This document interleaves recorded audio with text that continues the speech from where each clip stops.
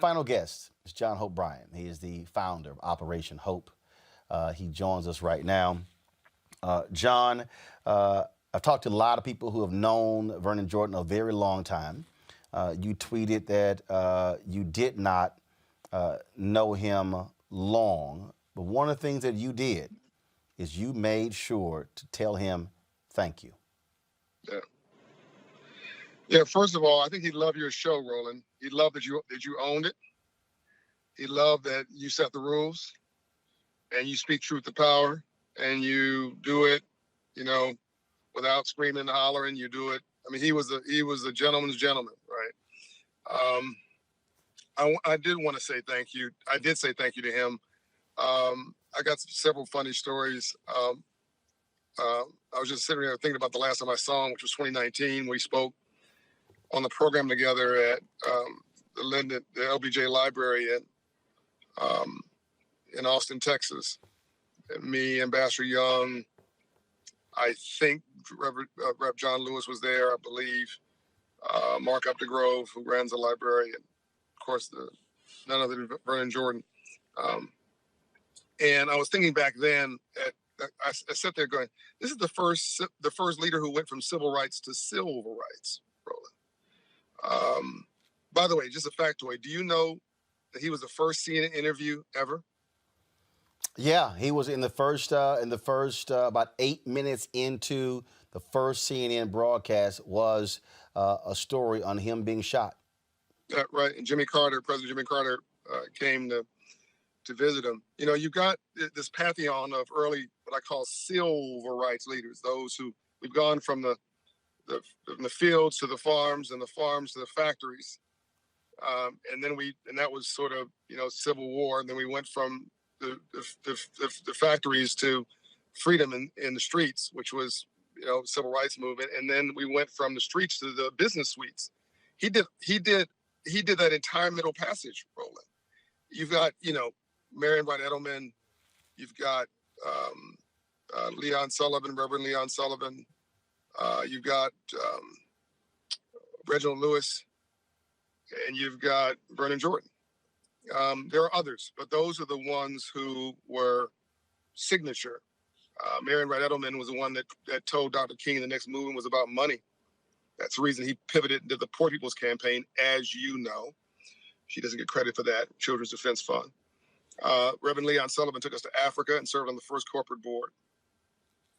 Reginald Lewis did the first corporate takeover on Wall Street, $1 billion corporate takeover. Still a lot of money today. But he did it when it was unbelievable for a black man to do it. And Vernon Jordan took us from civil rights to civil rights to investment banking, corporate boardroom, and counselor in chief to a head of state, President Bill Clinton. And he did it with finesse and quiet dignity. Whenever I would see Mr. Jordan, he would give me the Jordan nod. And I didn't realize what the Jordan nod was for years, but Ambassador Young broke it down to me. He would see me and he'd give me a nod. Last time I saw him was again in Austin. Roland. The nod was, "Don't bother me. You're already covered. Ambassador Young's got you. Don't bother me. Don't come see me.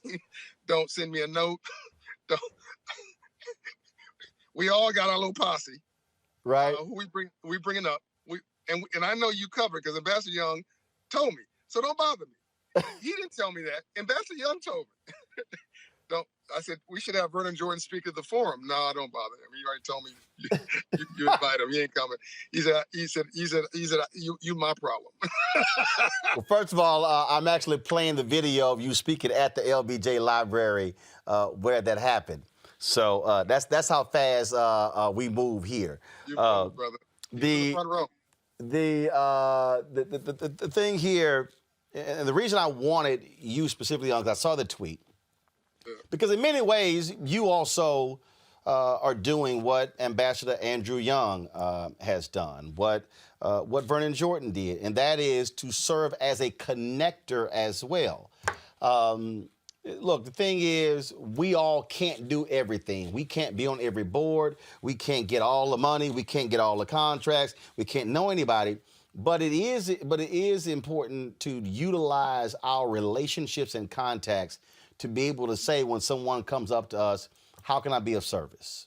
How can Yeah. I assist you? And one of the things I laugh about, the last time I saw Vernon Jordan was in the Palm restaurant here in D.C. Mm. It had to have been, I only go to the Palm restaurant for two things, two times out of the year.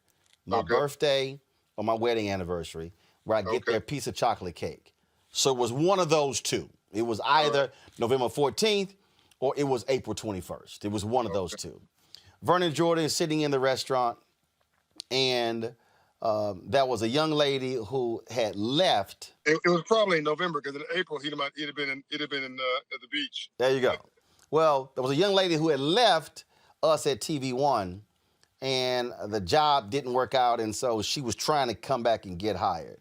And so Vernon, I walk up to him, Mr. Jordan, good to see you. Roland, good to see you. We're talking. And so then he goes, he said, so-and-so, she's one of my mentees, and he starts talking. He said, That raspy voice is yeah, that raspy, that raspy, slow voice, and you can hear dignified. every single word.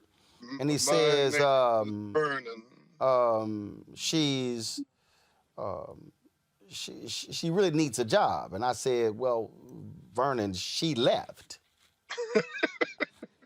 And he said she really needs a job. He goes, she really needs a job, so you know, I would appreciate if you could hire her back. And I'm sitting there like, really? It really wasn't a request. Really? Right. I'm getting the Vernon Jordan squeeze here. And okay, fine, we hired her back. But the point is, he He did looked that for others, out not for his himself. people. He never did it for himself. It was always for somebody else. Yep. Yeah. No. And you won't. It'll be going on for months now.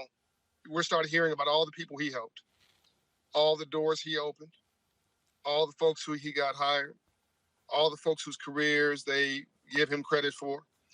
I'm sure that President Bill Clinton is weeping right now because that was his boy. That was his dude. President Clinton's a friend of both of us, and I love that dude, Mr. President.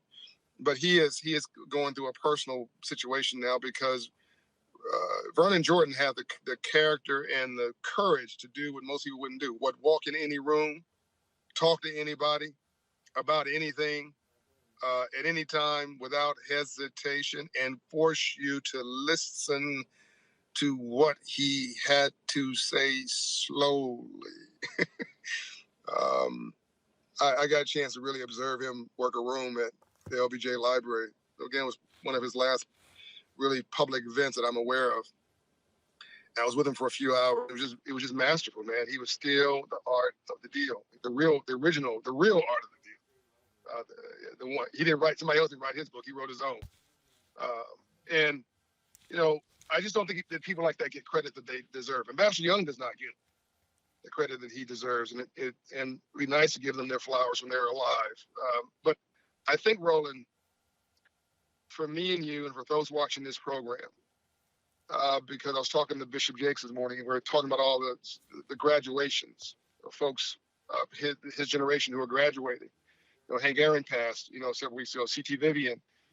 It's a passing of a baton in many ways. They're like, look, I did my part. We don't know how long we're going to live, but we dang sure know we're going to die. I've done my part. Again, it was a Jordan nod. Leave me alone. I've done my part. I'm chilling. Go see Ambassador Young. I got my mentees. Now it's your turn, or whoever you are. So I'm watching, everybody watching this, it's your turn. We can't just be about me. We got to be about we. We have to realize that it's us, that we're all tied in and bound up together. And that as you're succeeding, but you're only succeeding in gaining power so you can give it away. That's the only purpose. That's the only purpose that God has endowed any of us with any power, money, wealth, is to figure out how to share that power with others so they can come up. And Vernon did that, and Ambassador Young did that, and Reverend C.T. Vivian did that, and Dr. Dorothy Hyde did that, and Marian Wright Edelman did that, and all these heroes and sheroes. We talk about Dr. King, rightly so, but there's also a pantheon of this whole ilk. This is the way they were built, man. And if before COVID, I was concerned. A lot of us, Roland, were just focused on me, myself, and I. Like, I'm tired of talking about me. Now you talk about me. They were selfish and self-centered. And COVID and the 4-year-old social justice reckoning on Black America and the economic crisis and the attack on the Capitol, it's a wake-up call to all of us that you can't self-contradict your democracy. These folks gave their lives so we might have life, but we're going to have to renew this promise daily, which means we all have to get to work, just like they did. Well said. John Hope Bryant, founder of Operation Hope. We appreciate it. Thanks a lot. Love you, man.